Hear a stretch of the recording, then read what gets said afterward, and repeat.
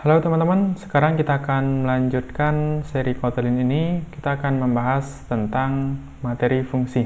Jadi fungsi merupakan sebuah tempat untuk kita menulis kode-kode program. Seperti biasa di sini kita sering menggunakan fungsi, yaitu fungsi main yang merupakan fungsi utama dari bahasa pemrograman.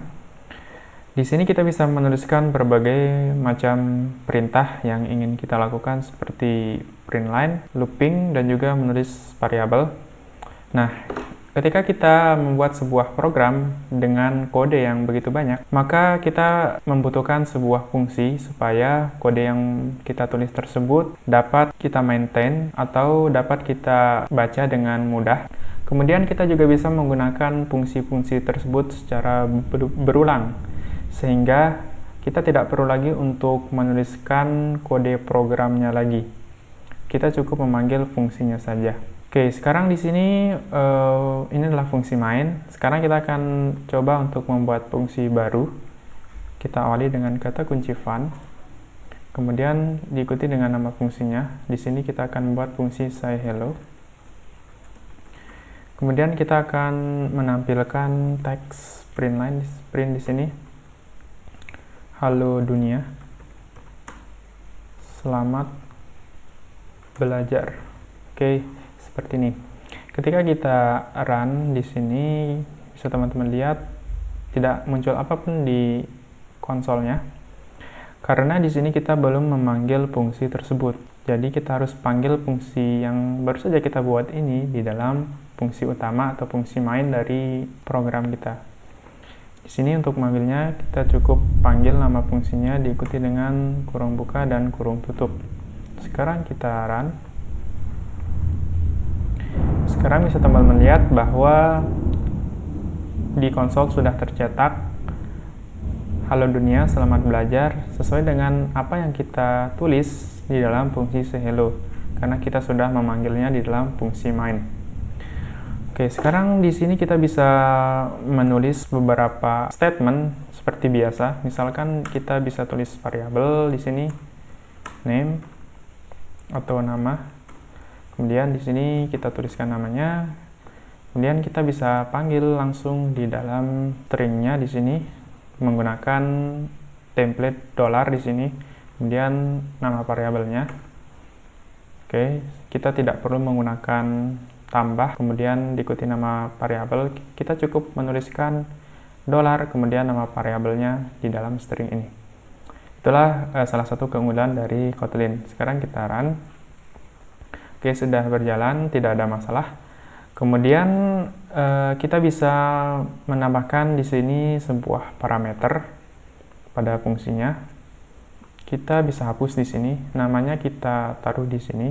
Kita buat sebuah parameter nama. Kita tulis tipenya adalah string. Kemudian kita juga bisa membuat parameter umur di sini. Umur tipenya adalah integer. Kemudian di sini kita bisa ganti kalimatnya halo dunia. Di sini nama saya, dollar nama. Kemudian umur saya adalah, di sini kita dollar umur tahun. Oke, sekarang bisa teman-teman lihat di sini ketika kita run aplikasinya akan ada error di sini karena dia bilang di sini no value passed for parameter. Ya, di sini apabila teman-teman lihat di sini akan ada error karena di sini kita sudah menambahkan parameter. Untuk itu kita di sini akan memberikan argumen berupa nama dan juga umur. Jadi di sini kita bisa tulis nama kemudian umur. Dalam hal ini adalah integer, misalkan di sini 40. Oke, sekarang kita run. Nah, bisa teman lihat di sini halo dunia, nama saya Fian, kemudian umur saya adalah 20 tahun. Jadi ini adalah fungsi dengan parameter. Maksudnya di sini dia akan melempar argumen ini ke dalam parameter, kemudian parameter ini menerimanya di dalam variabel ini. Oke, kemudian kita juga bisa membuat fungsi dengan nilai kembalian di sini. Fungsi dengan nilai kembalian. Oke, kita juga bisa membuat fungsi yang mengembalikan sebuah nilai, misalkan berupa string ataupun integer. Sekarang kita akan buat di sini, kita akan buat fungsi tambah angka. Kemudian kita bisa langsung mereturn. Sebelumnya kita terlebih dahulu untuk menentukan tipe data kembaliannya. Kita bisa menuliskan *2, kemudian jenis atau tipe data kembalian yang ingin kita kembalikan. Misalkan di sini saya akan menggunakan integer. Jadi tipe kembaliannya adalah integer. Bila kita return di sini, return string di sini dia tidak akan mau karena require-nya adalah integer, berupa nilai kembaliannya harus integer, tapi yang kita tulis adalah string, maka dia tidak mau. Secara otomatis di sini kita harus ganti menjadi integer berupa angka. Misalkan di sini 10 ditambah 6. Oke, sekarang di sini kita akan komen dulu, kemudian kita panggil tambah angka di dalam fungsi main. Kita run. Di sini tidak akan tampil apa-apa karena ini adalah fungsi dengan nilai kembalian, otomatis dia akan mengembalikan suatu nilai, dan untuk menampilkan nilai dari kembalian tersebut kita harus melakukan print di sini. Jadi kita print tambah angka. Sekarang kita run. Nah, baru sekarang hasilnya adalah 16 karena di sini 10 tambah 6 16.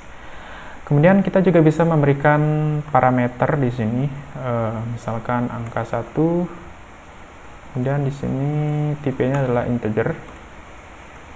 Di sini angka 2, tipenya adalah integer juga. Kemudian kita bisa return di sini angka 1 ditambah angka 2. Oke, sekarang di sini akan terjadi error karena sekarang fungsinya membutuhkan argumen berupa angka 1 dan angka 2. Sekarang kita bisa tambahkan argumennya di sini, misalkan 80. Angka satunya adalah 80, kemudian angka 2-nya adalah 70. Jadi dia akan melempar argumen ini ke dalam parameter dan memprosesnya pada proses yang kita berikan, yakni angka 1 ditambah angka 2. Sekarang kita run lagi.